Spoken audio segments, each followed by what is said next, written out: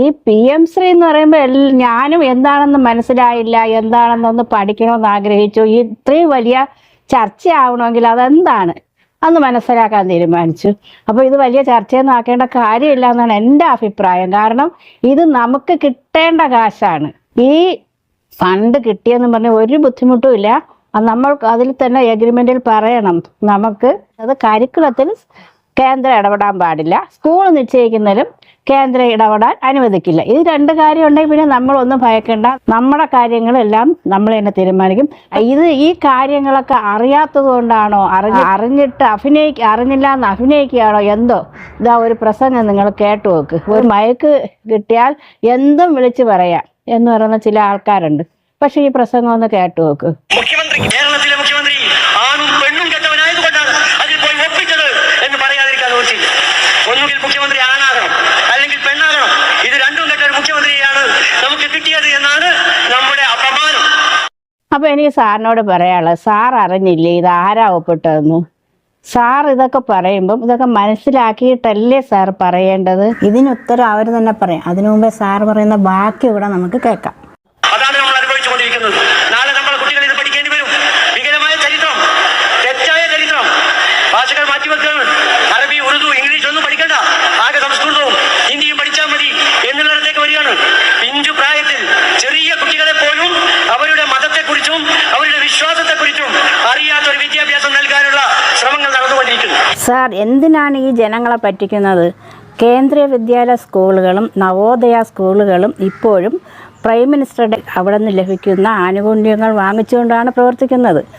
അവിടെ ധാരാളം കുട്ടികൾക്ക് ഗുണമുണ്ട്, നല്ല രീതിയിലുള്ള പഠനമുണ്ട്, ഇംഗ്ലീഷ് പഠിപ്പിക്കുന്നുണ്ട്. പിന്നെ എന്തിനാണ് സാർ ഈ കള്ളം പറയുന്നത് അവിടെ ഇംഗ്ലീഷ് പഠിപ്പിക്കില്ല എന്നൊക്കെ? അവിടെ ഹിന്ദിയാണ് മീഡിയം. പക്ഷേ ആൾക്കാർ കേന്ദ്രീയ വിദ്യാലയത്തിൽ പഠിക്കണമെന്ന് പറഞ്ഞ് ബഹളം കൂട്ടുകയും അവിടെ അഡ്മിഷൻ കിട്ടുവാൻ വേണ്ടി പ്രവർത്തിക്കുകയും ചെയ്യുന്നത് എന്തിനാണ്? നവോദയ സ്കൂളുകളിൽ നമ്മുടെ മക്കളെ പഠിപ്പിക്കാൻ വെമ്പൽ കൊള്ളുന്നത് എന്തുകൊണ്ടാണ്? സാർ ഇതൊക്കെ മനസ്സിലാക്കാതെയാണോ ഈ കള്ളം പറയുന്നത്? PMശ്രീ ഉപയോഗിച്ചുകൊണ്ട് പ്രവർത്തിക്കുന്ന സ്കൂളുകളാണ് ഈ KV വിദ്യാലയങ്ങളും നവോദയ വിദ്യാലയങ്ങളും. അപ്പം ഈ സാറ് പറഞ്ഞ കാര്യങ്ങളൊക്കെ വെറും പച്ചക്കള്ളമല്ലേ? ഈ രീതിയിലാണ് അവർ പഠിപ്പിക്കുന്നത്. ഒന്ന് ആലോചിച്ച് നോക്കും. പിന്നെ നമ്മളെ ഇവിടെ പ്രധാനമായും പറയുന്നത് പാഠ്യപദ്ധതി നമ്മുടെ സംസ്ഥാനം നിശ്ചയിക്കും എന്നുള്ളതാണ്. പിന്നെ എന്തിന് പേടിക്കണം? പിന്നെ നമ്മൾ പ്രധാനമായും പറയുന്നത് ഏതൊക്കെ സ്കൂളുകൾക്കാണ് PMശ്രീ ആനുകൂല്യം അനുവദിക്കേണ്ടത്. അത് പോയിട്ട് പിന്നീട് നമ്മൾ ഉദ്ദേശിക്കുന്നത് കമ്മ്യൂണിറ്റി പരമായിട്ടുള്ള ഒരു വിദ്യാഭ്യാസവും നൽകില്ല എന്ന് തന്നെയാണ് ഉറപ്പിച്ചു പറയുന്നത്. പിന്നെ എന്തിനാണ് ഈ കള്ളങ്ങളൊക്കെ പറഞ്ഞ് ആൾക്കാരെ പറ്റിക്കുന്നത് സാർ? സർവശിക്ഷാ അഭിയാന്റെ ഫണ്ട് നമുക്ക് കിട്ടാതിരുന്നാൽ നാം പ്രയാസത്തിലാകും. ആ പ്രയാസം കേരളത്തെ ആകെ ബാധിക്കുന്നതാണ്. അതൊഴിവാക്കുന്നതിനാണ് അതിന്റെ ഭാഗമായി ഒപ്പുവെച്ച് ആ പണം വാങ്ങാനുള്ള ശ്രമം നടത്തിയത്. PMശ്രീയുമായി ബന്ധപ്പെട്ടും ഒപ്പിട്ടു. അത് ഫിനാൻഷ്യൽ ആയിട്ടുള്ള ഒരു സാഹചര്യത്തെ മറികടക്കാനുള്ള വളരെ തന്ത്രപരമായ ഒരു നീക്കമാണ്. വളരെ തന്ത്രപരമായിട്ടുള്ള നീക്കം എന്ന് സാർ പറഞ്ഞു. എന്തിനാണ് സാർ ഈ തന്ത്രപരമായിട്ടുള്ള നീക്കം? ആദ്യം PMശ്രീന്റെ അനുകൂലിച്ചുകൊണ്ട് കത്ത് കൊടുത്തു. 2 കത്ത് കൊടുത്തിട്ടുണ്ട് വാസുകി.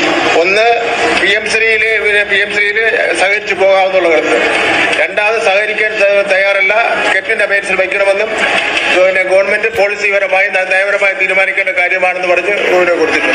92 അതിന്റെ അടിസ്ഥാനത്തിൽ ഇപ്പൊ 92 കോടി രൂപ കിട്ടിയിട്ടുണ്ട്. ബഹുമാനപ്പെട്ട മുഖ്യമന്ത്രി ഒപ്പിട്ട് കഴിഞ്ഞിരിക്കുകയാണ്. ഇപ്പൊ 106 കോടി രൂപ അനുവദിച്ചത് ഉൾപ്പെടെ 1100 ചില്ലാൻ കോടി രൂപ കിട്ടാനുണ്ട്. ഈ പണം എന്ന് പറയുന്നത് കേന്ദ്രം നൽകുന്ന ഔദാര്യം അല്ലല്ലോ. നമ്മൾ ഈ പണം നമുക്ക് വേണ്ടേ? കേരളത്തിലെ ജനങ്ങൾ കൊടുക്കുന്ന GSTയുടെ പകുതി, ഇവിടെ കൊടുക്കുന്ന ഇൻകം ടാക്സ് മുഴുവനായി കൊണ്ടുവന്നത് കേന്ദ്ര സർക്കാരാണ്. അപ്പൊ കേന്ദ്രത്തിൽ നിന്ന് കിട്ടുന്ന പണം എന്ന് പറയുന്നത് നമ്മുടെ അവകാശമാണ്. അത് അവർ നൽകുന്ന ഔദാര്യമല്ല. ഒരു കാരണവശാലും ഒരു വർഗീയ അജണ്ടയോ ഒരു കമ്മ്യൂണൽ അജണ്ടയോ നടപ്പാക്കാൻ സമ്മതിക്കാതെ കരിക്കുലത്തിന് പൂർണ്ണമായ സ്വാതന്ത്ര്യത്തോടു കൂടിയേ നമ്മൾ ചെയ്യുള്ളൂ. നമ്മുടെ കുട്ടികളുടെ ഭാവി പന്താടിക്കൊണ്ട് ഒരു രാഷ്ട്രീയ സമ്മർദ്ദത്തിന് വഴങ്ങാൻ കേരളം തയ്യാറല്ല. ഈ ഫണ്ട് ഏതെങ്കിലും പാർട്ടിയുടെ ഔദാര്യമല്ല, മറിച്ച് കേരളത്തിലെ ജനങ്ങളുടെ നികുതി പണത്തിൽ നിന്നുള്ള നമ്മുടെ കുട്ടികൾക്ക് അവകാശപ്പെട്ട വിഹിതമാണ്. ആ വിഹിതം നേടിയെടുക്കുക എന്നതാണ് ഒരു ജനകീയ സർക്കാരിന്റെ ഉത്തരവാദിത്വം. കേരളത്തിന്റെ പൊതുവിദ്യാഭ്യാസ രംഗത്തെ തകർക്കാനുള്ള ഒരു നീക്കത്തെയും ഈ സർക്കാർ അനുവദിക്കില്ല. കുട്ടികളുടെ ഭാവിക്ക് ആരാ പറയുന്നത്? അന്നത്തെ വിദ്യാഭ്യാസ മന്ത്രി എല്ലാ കാര്യവും മനസ്സിലാക്കി അറിഞ്ഞുകൊണ്ട് തന്നെയാണ് മുൻ സർക്കാർ ഒപ്പിട്ട് കൊടുത്തത്. പ്രശ്നം ഉണ്ടാക്കി കിട്ടാനുള്ള ആനുകൂല്യം എന്തിനു നമ്മൾ നശിപ്പിക്കുന്നു? അത് കിട്ടാനുള്ള ആനുകൂല്യം നേടിയെടുക്കുക തന്നെ വേണം. നമ്മുടെ കാശല്ലേ, ടാക്സിൻ്റെ കാശല്ലേ.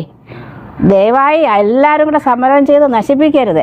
ഈ പദ്ധതി കഴിഞ്ഞ സർക്കാർ ഒപ്പിടാത്തതിന്റെ പേരിൽ തടഞ്ഞു വെച്ചിരുന്ന SSK ഫണ്ട് അങ്ങനെ 99.27 കോടി രൂപ കഴിഞ്ഞ സർക്കാരിന്റെ കാലത്ത് കൈപ്പറ്റിയിട്ടുണ്ട്. രാഷ്ട്രീയപരമായിട്ട് ഭിന്നത ഉണ്ടാക്കി ചിന്തിക്കാതെ നേരായ രീതിയിൽ ചിന്തിച്ചിട്ടുണ്ടെങ്കിൽ മനസ്സിലാവും. ഇത് ശരിക്കും നമുക്ക് കിട്ടേണ്ട കാശാണ്. സമരം ചെയ്ത് വേണ്ടാന്ന് വെക്കരുത്. നമ്മൾ കരിക്കുലം നമ്മൾ തന്നെ നോക്കും. കരിക്കുലം എന്ന് പറയുമ്പോൾ നമ്മുടെ പാഠ്യപദ്ധതി അത് നമ്മുടെ സംസ്ഥാന സർക്കാർ തന്നെ നിശ്ചയിക്കും. അതുപോലെ തന്നെ സ്കൂളുകൾ ഏതൊക്കെ സ്കൂളുകൾക്ക് വേണം, എന്തൊക്കെ കാര്യത്തിന് വേണം, ഇതൊക്കെ നമ്മുടെ സംസ്ഥാന സർക്കാർ തന്നെ തീരുമാനിക്കും. നമ്മൾ ഒരു എഗ്രിമെൻറ്റിൽ ഒപ്പിട്ടാൽ ആ എഗ്രിമെൻറ്റ് കെപ്റ്റ് ഇൻ അബെയൻസ് എന്നും പറഞ്ഞ് അത് തൽക്കാലത്തേക്കേ ആവുള്ളൂ. അത് സ്ഥിരമായിട്ട് ഫ്രീസ് ആവില്ല. അപ്പോൾ അത് മനസ്സിലാക്കാതെയാണോ മുൻ മുഖ്യമന്ത്രി പല കാര്യങ്ങളും പറഞ്ഞതെന്ന് എനിക്ക് മനസ്സിലാവണില്ല. അതുപോലെ തന്നെ മുൻ വിദ്യാഭ്യാസ മന്ത്രിയും കെപ്റ്റ് ഇൻ അബെയൻസ് എന്ന് പറഞ്ഞിട്ട് മരവിപ്പിച്ചു, അതിന് നോക്കണ്ട എന്ന് പറയുന്നുണ്ട്. അതെങ്ങനെ പറ്റും? അതിന് കാലാവധിയുണ്ട്. എത്ര കാലം മാത്രമേ അത് മരവിപ്പിച്ച് വയ്ക്കാൻ പറ്റൂ എന്നൊക്കെ കാലാവധിയുണ്ട്. അപ്പം ഇത് തൽക്കാലത്തേക്ക് മാത്രം ഒന്ന് നിർത്തിവെച്ചതേ ഉള്ളൂ. ഒപ്പിട്ടത് ആരായാലും സർക്കാരിൻ്റെ പ്രതിനിധിയായിട്ടാണ് ഒപ്പിട്ടത്. അപ്പം അവിടെ പാർട്ടി പ്രാധാന്യമില്ല. അടുത്ത് വരുന്നയാൾ അത് നോക്കിയേ പറ്റൂ. അപ്പം നമ്മുടെ കാശ് നമുക്ക് കിട്ടി നമ്മുടെ കുട്ടികളുടെ പുരോഗതിക്ക് വേണ്ടി ഉപയോഗിക്കുന്നത് ഏറ്റവും ഉത്തമം. അതിനു വേണ്ടി സമരം ചെയ്ത് നശിപ്പിക്കരുത് എന്നാണ് എൻ്റെ അഭിപ്രായം.